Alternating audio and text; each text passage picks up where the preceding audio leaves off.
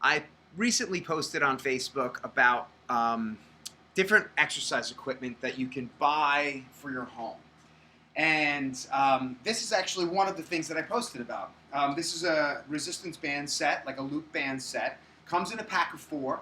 And I wanted to show you some exercises today that you can do with these. And I haven't pre-planned any of this, actually.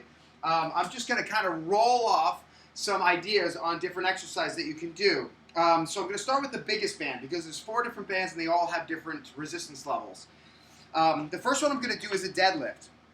So to get into this, you can either use a chair or you can just squat down and lay the band over your neck. Just do it in a way that you're comfortable, the way that it's sitting on your neck. You're going to stand up straight. You're going to kind of have your fingers here, like thumbs on, like you're holding suspenders.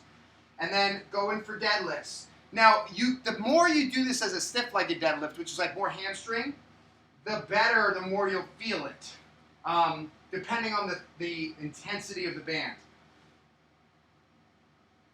Looks just like that. Got it?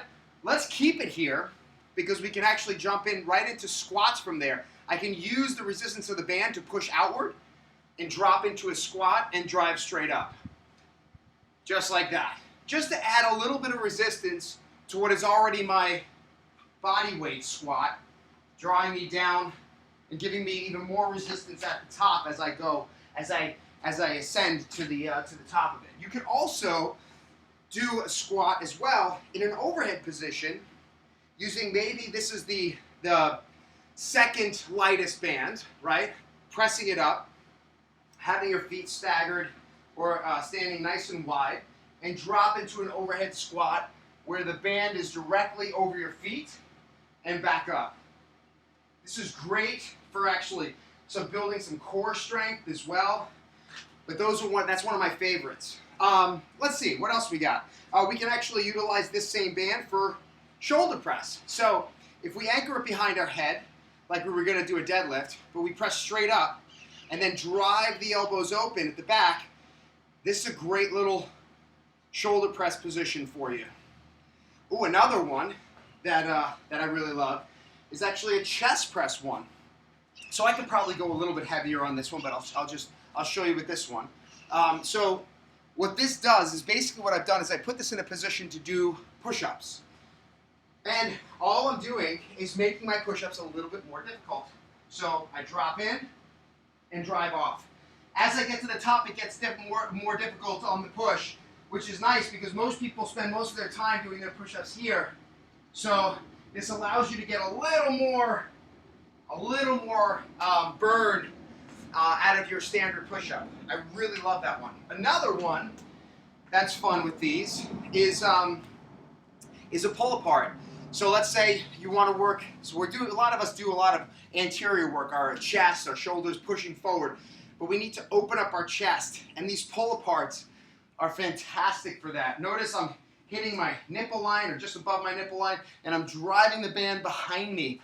And I'm really working my anterior delts on this. I'm working my rhomboids and my mid-traps. This is a fantastic one for building chest opening and shoulder strengthening exercises. I got another one for you. So if you want to do more strict rowing, and this is all, by the way, standing. I could utilize things to attach to, and that's a whole nother series of videos. But just in terms of deadlifting, again, like a deadlift position, we drop into our deadlift, we could go into our bent over row right from there. If you tempo it, where you hold at the top and pin it, makes it a lot more difficult, or you can rep out and get a nice little power burn out of it. Another one that you can do for, if you want to go into doing some arm exercises, is grab this in a hammer position, so you can see from the side here, and I curl them up. Now, that's fairly easy for me. So what I would do is I would shimmy down, make it a little more difficult, have more slack in the middle, and bicep curl it there at the top. Or I would just actually, most likely, go to the next level band up, the red band for this specific brand, and bicep curl. That's actually a pretty good one. So I might put that after a dumbbell set or a barbell bicep curl, and then do a burnout with this in the hammer position. You could do the same thing for triceps. If you step on the band, You're going to have to put the band behind you for this one. Got it? And I would actually recommend, if you don't have triceps that are all that strong, I would recommend using the lighter one for this. You can grab it like this, kind of like in a hammer position, where the hands are together, and drive straight up from there.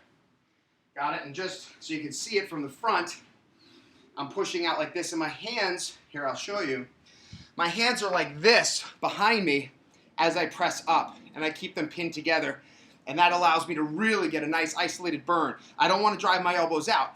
I just keep them in like that.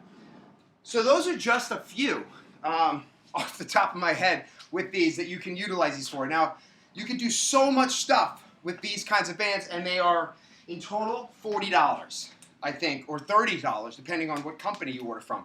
But they are so unbelievably cheap for what you get and the variety that you can build off of these. So let me know if you have any questions. I'm happy to answer, or if you have questions about your workout and you want me to help you, I'm always there. All right, have a good one.